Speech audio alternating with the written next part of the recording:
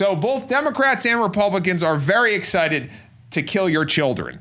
There's one thing, these guys fight about a lot of things, right. Democrats and Republicans. They go back and forth fighting. But there's one thing they agree on: your kids should die. We like that. Kill your kids. That's something we can all get behind. Automatic military draft registration takes effect in December. Here's how it would work.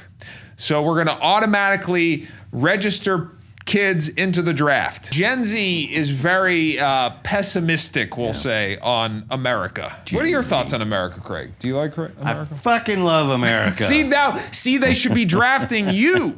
They should be drafting Craig Spivak. Send me after those pussies. Put Craig on camera. This is who we need fighting. You see that? Oh, kill you all. I'll kill you all, you sons of bitches. You need that guy. Pay your taxes. That's who we need. We need an angry 50-year-old man. 56. Angry 56-year-old men. That's who we need to be drafting. Have you seen these Facebook dads? See how riled up they are? Get them out there fighting these wars. That's who wants to fight for America. Gen Z does not want to fight for America. They hate this country. They don't want to fight. Dude, if you send Gen Z to war, the Iranians are going to be like, death to America, we hate America. Gen Z is going to be like, yeah, us too. They're just going to join the other side. You're going to end up with a bunch of gay Muslims. They'll all be at a Perfect Circle reunion concert together. There you go. That's who we'll be fighting. Guys with turbans and blue hair yelling death to America. We should be drafting the older people. They're the people that love this country. They're the people that want to get out there. A guy sitting who around watches reverse mortgage ads. He's got some fucking anger in him. We should look at the demographics of the people who watch Yellowstone. Right. That is who we should be drafting. If you watch the TV show Yellowstone, you're going to war. That's how we should decide. Right now, we're drafting people watching Euphoria. You can't have the cast of Euphoria at war. You can't have the fans of Euphoria. We need the Yellowstone fans. Jacob Elordi is not a warrior. How about these Karens? You see how angry the Karens are. The 56-year-old Karens. Imagine what they would do to the Iranian military. Yeah, but that's my dating pool, so be careful. We have this all wrong. We're drafting these kids who are at home playing video games. They barely move. They're eating Skittles. That's who you're sending. They hate America. We have these amazing super soldiers. They're 60 and 70-year-old men and women. Yeah. They're on Facebook all day, screaming at people. They need for America. For America. Focus that anger. Let's get them to war. Send them over. The draft needs to be for 50 plus. That's the draft. That's the people who love this country. They're angry. They're ready to fight. Again, they have this all wrong. They're drafting the youngest people first. Right. We need to start from the top. We need to start in these nursing homes. Let's get them out there. You want to see someone who loves this country. An 85-year-old who doesn't get his applesauce on time. That's how angry that is an angry American. That's an angry American. Yeah. And he remembers a time when this country maybe had some kind of promise, maybe a little bit. The greatest generation. They're still great, and they're still great enough to fight. God damn it. Yeah, all we talk about is these World War II vets. Yeah. Let's get them out there. We should be drafting them again. Yeah. That's the last time we had a victory in a war in this country. Why aren't we putting them back into war? Have you seen an 85-year-old at like a hometown buffet, where the hard-boiled eggs are out? Oh, God, dude. You know what I mean? I can't imagine the anger. I mean, that's a violent moment. That's right. Put that guy in fatigues. No. Yeah. Arm a drone. That's right. Yeah. Now, the kids could operate the drones. They could do that because they do the video games and everything. Sure. We could have them sitting at home. Maybe that's like a punishment if you got a bad report card. Yeah. Your mom's like, go to your room and drone bomb Iran. And they could just be in there just clicking buttons, blowing up brown kids. Have you drone bombed Tehran, your target package for the day, young man? Yes, that could be like an after. If someone's late to school too many times, you have to run the drones. Now, the kids could do that. I'm all for that. But sending them physically into war, no, we need the older people for that. Old man infantry. Yes, old man infantry. And Karen infantry. Yes. Absolutely. I like that. The nationwide measure has no connection to the ongoing war with Iran and was passed with bipartisan support. There you go. Oh, wow. That's my favorite word is the bipartisan. I love that. So both Democrats and Republicans are very excited to kill your children.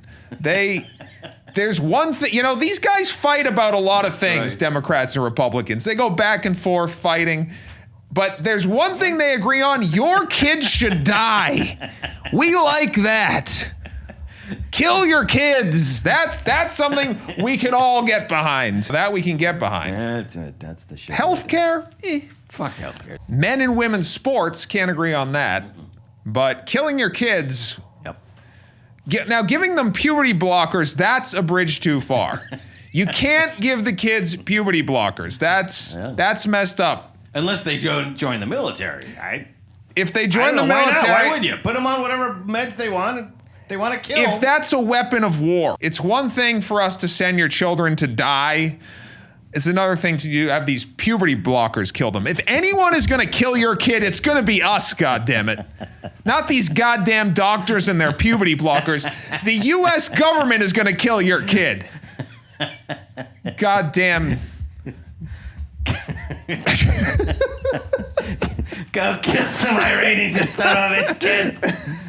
If you don't, we'll kill you with these puberty blockers. Pelosi, get in there and strangle that little fucker. We're bringing back the presidential fitness test. Trump had a little meeting here in the Oval Office about it.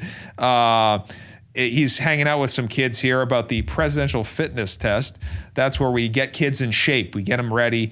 And in the middle of it, he starts going on a tangent about murder, death, and torture. So it's a fun time for the whole family. We brought the kids. We have RFK. We have everybody. And we'll listen to that now. We would have had an Iran with a nuclear weapon, and maybe we wouldn't all be here right now. I can tell you the Middle East would have been gone, Israel would have been gone, and they would have trained their sights on Europe first and then us, because they're sick people. These are sick people. And we're not going to let lunatics have a nuclear weapon. The power of a nuclear weapon is something I don't even want to talk about. But it's not going to happen. And we have beaten them badly. They don't have any guns. So you could have 200,000 people protesting and have 5 or 6 sick people with guns, and when they start shooting them right between the eyes, and you see a guy fall and another one fall, and you have no guns, very few people would be able to stand there and do it. I mean, I understand it. I tell them not to. Don't forget, they killed 42,000 people last month. 42,000 unarmed protesters. They have no guns. So they had a 250,000 people crowd. And they had snipers. They had like 4 or 5 snipers in buildings up high. And you're standing there, and all of a sudden the guy on your left goes down, and somebody. That's what happened with a women protest. They had 200,000 women protesting a year ago, and everyone thought that was the end of Iran. And then all of a sudden, a woman dropped dead with a bullet right there, always right there. Then another woman dropped, and then the word started to spread. And then there was panic, and then they ran, so I don't want that to happen. Yeah. You just don't get, like, heartwarming stories like that anymore for kids, You got Hollywood telling your kids, oh, you're non-binary, Yeah. Oh, you should transition. We don't know what gender is. Why can't we just have heartwarming tales like that? You don't get that anymore. Just good old-fashioned, like, family. Grandpa Trump putting the kids on the knee. Yes. Telling them about genocide. Yes, that's the kind of stuff I like to see. Now, I wish he got a little bit more in detail, though, about the killing. Yeah. Maybe show some pictures. There could have been some visual elements, but it was still fun hearing about the assassinations and the bullet through the head. I like that. The act out. The act out. The act out was good. Yeah.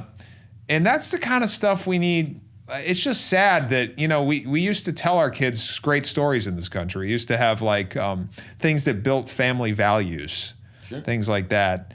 And now everything's, gender and gay and, what race are you? You know, it's all that stuff. Yeah. Instead of like good old-fashioned killing in war and death. How about the photo Jim of the Morrison's little kid? The end blasting. The kid, that famous photo of the little kid running away from the napalm. Running from napalm the girl. naked girl. And Trump could have been like, see, kids, this could be you. That could be you. That could be you if you put your mind right. You work hard. That could be you running away from the napalm. Well, we just killed like 200 schoolgirls in Iran. So we could just... There must be some footage of that. We could have just played that for the kids. Play that footage. Yeah, I mean, that's kind of like the family-friendly, heartwarming stuff that I like to see, that we used to have that in this country. The president would gather a bunch of kids around and tell them about assassinating women. Now it's all this gender stuff, trans this, gay that. You know, I can recall Nixon bringing a group of Girl Scouts into the White House with Henry Kissinger, and Kissinger bragging about the secret bombing of Cambodia. That's right. That's America. That's what we used to have in this country. And it's great to see it again. It's great to see it. Republicans want to add $1 billion for Trump's ballroom security to ICE funding plan. Now, this is the guy that told us we don't have money for daycare. There's no money for daycare, Medicare, Medicaid, no money for that. Right. Just a month ago, we heard that. There's no money for that. There's no money. But somehow we found an additional $800 million for a ballroom security. Right. Not even the ballroom itself. No, not even the ballroom. Security for the ballroom. Now, we could get these kids defending the ballroom. Ooh. We could get that. Then they'd have a place to go during the day. Sure. And we'd have some funding for it. Right. Maybe we could set up a little hospital in the ballroom where people could get some health care. Our celebrity culture loves this stuff, where we got rich and famous people raising money for other rich people. Rich people really need these rich people to stand up and raise some money for them. You know, the rich people are suffering, and they need their rich friends to give them money. $42 million is what they spend on their valet parking for that event. That's right. Now there's like 45,000 homeless people in New York City, but that they shoveled out of the shot. You could see them vomiting on each other right out of the shot. This actually looks like something one of them was probably wearing. We're stealing. The Met Gala attendees are stealing clothing from the homeless and wearing it to the gala. When I think of Epstein Island, this is what I think of. Do you know what I mean? Like, this is what I imagine it looking like. Yeah. So these people raised millions of dollars for the Met Gala. There we go. Oh, my God. Look at that. I think that's the skin of a homeless person. They skinned a homeless person alive, and this lady put it on. There you go. This is a little baby they found living on the streets in New York. That was nice of them. This is how I picture Epstein Island. This is the kind of stuff I imagine seeing. Now, that they were able to raise millions of dollars dressing up like this. Instead, like, what could they do this for ICE? Could they do this to raise money for ICE? Well, it can't hurt. To raise, or for the ballroom? They should have an ICE gala. Everyone should dress up as their favorite American they shot in the face. You know, give us your best Renee Good. Give us your best Renee Good. Your best Renee Alex. Not So Good. Yeah, Renee Not So Good. Let's see that outfit. See that. We're going to raise money for ICE. Dress as your favorite victim of ICE. That can be the gala, and we'll raise money. Dress as Alex Preddy with his phone out, getting shot in the face.